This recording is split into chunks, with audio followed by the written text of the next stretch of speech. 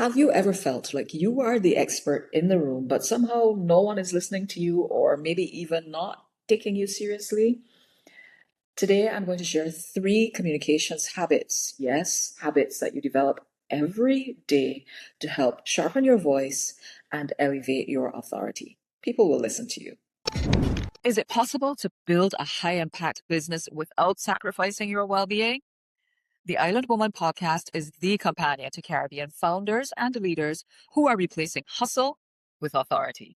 Hi, I'm Dianne Squires, aka Dianne, an island woman and founder of Dianne Squires Consulting. Let's explore how to sharpen your voice, target your visibility, and maximize your economic impact, all through the lens of a big and simple life. Welcome to the Island Woman podcast.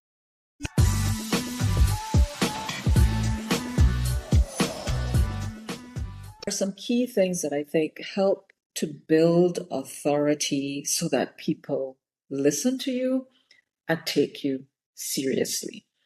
And I will limit this to 3 because I think sometimes we just need to be limited to a few things to practice day in, day out so that the value compounds over time.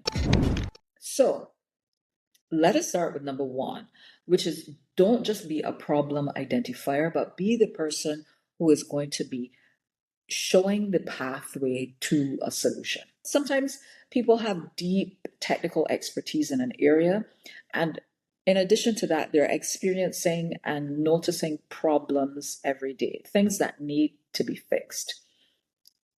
And we get really good at diagnosing what those problems are, every little detail of the problem. But the fact is, or the point is, it needs to be fixed. Just think of if you were in a conversation with a friend or a colleague or an acquaintance, and all that person does is highlight all the problems, all the bad things happening. Do you not just want to escape that conversation? Well, it's the same thing. If you're trying to speak with a client on changing potential issues or challenges, get to the solution part of it.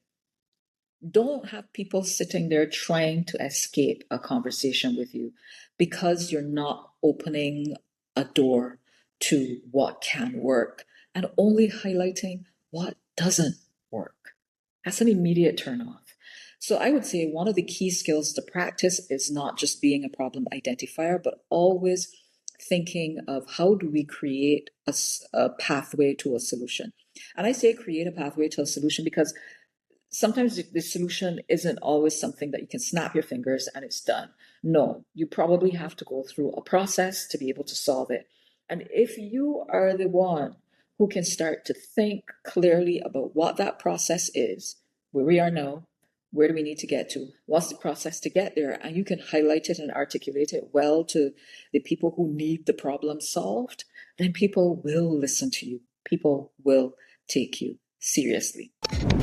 Number 2 is couch your tactics in whatever the strategic guiding light is. And this is something that I learned early on in entry level in a communications agency. I'm working a lot on the tactical elements of executions for campaigns because that's where you start out, literally, right?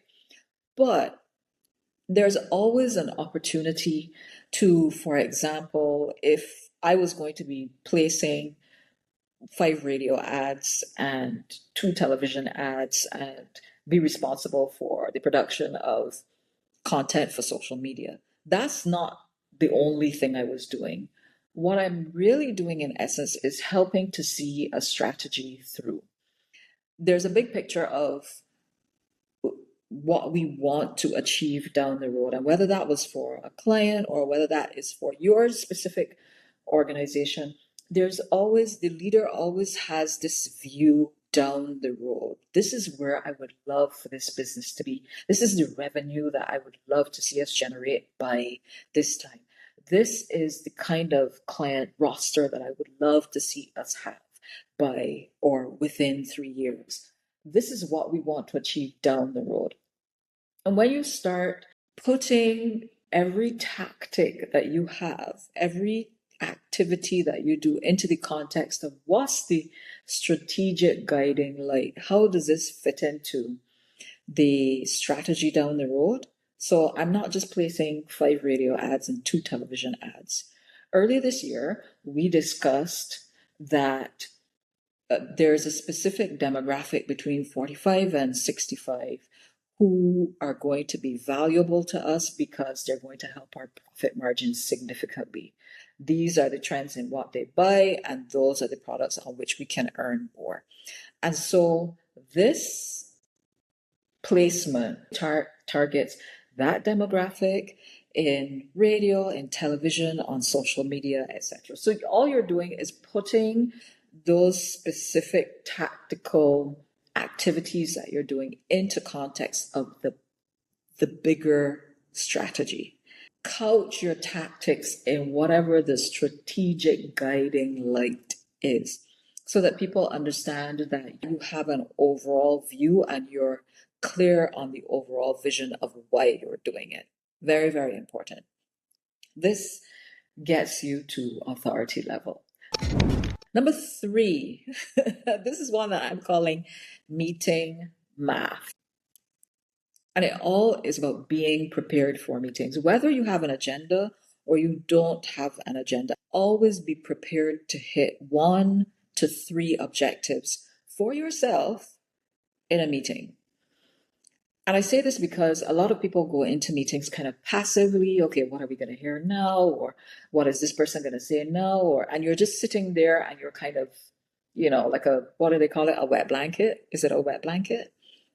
Someone who's not contributing or not actively contributing, right? And people notice that, when you don't seem to really have a care in the world, you don't really care what's going on, people can sense that.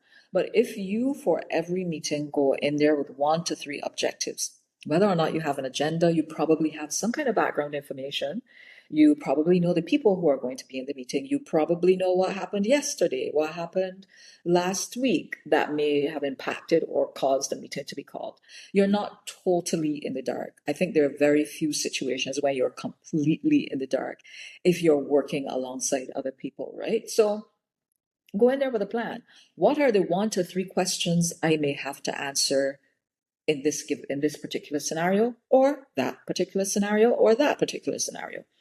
If you know what the agenda is about, what are the 3 key things, the 3 key points that I want to make? Or what are the 1 to 3 key things that I want to walk away knowing, okay, these are the things to do next? Always have that math in your head. 1 to 3 things, that questions that I'm going to answer, points that I'm going to address, actions that I need to walk away with.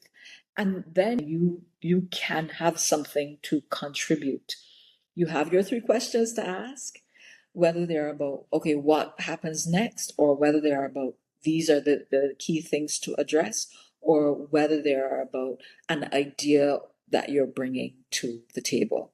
And so I think preparation goes a long way, but don't just prepare broadly, but narrow this down to 1 to 3 things that you want to get out of or to put into that meeting space, right? And I think that's extremely helpful. Otherwise, you're just sitting there silent. Nobody notices you because they don't need to notice you because you're not contributing anything. All right, so that's it for now. If you have enjoyed this episode, if you've learned from this episode, and you have watched this on YouTube, give us a thumbs up. If you have watched or listened via Spotify, Apple Podcasts, any of the networks that you find the Island Woman podcast on, leave us a review or leave us a comment. That goes so far in helping us to improve or for the podcast to grow. Thank you so much for taking the time to support and to tune in to the Island Woman podcast. I'm Dianne Squires, aka Dianne. Until next time, peace.